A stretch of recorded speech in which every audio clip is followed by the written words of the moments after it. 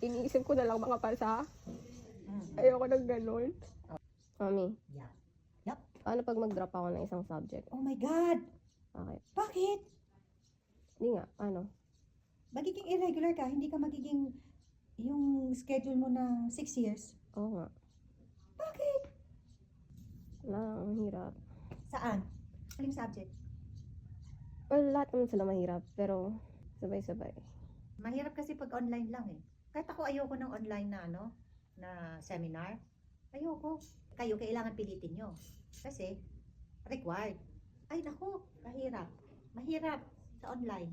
Sino ba magda-drop out? Isang subject lang naman if ever. Mahirap talaga pag online. Yung mga ngayong clinicians, Mm. parang nadadelay lang din kasi wala silang naupuan.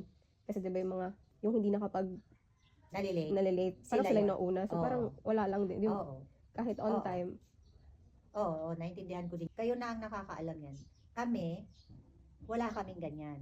Kaya, ang ma-advise ko, ikaw bahala. Kasi, iba-iba yung ngayon eh. Iba. If masyado akong pipilitin, Mm. eh di parang lahat ko sila mababagsak. Oo, tama. Mm. Hindi ako makapag-focus. Oo, tama. Super bilis ng academic year namin. Kaya ang dami ding super nahirapan. Naiis kasi ako, iniisip ko na lang makapasa. Mm. Ayoko ng ganun. Oh, tama. O sige, kung ita-drop out mo. Kaysa maghihirap ka pa, isasabay mo pa sa iba.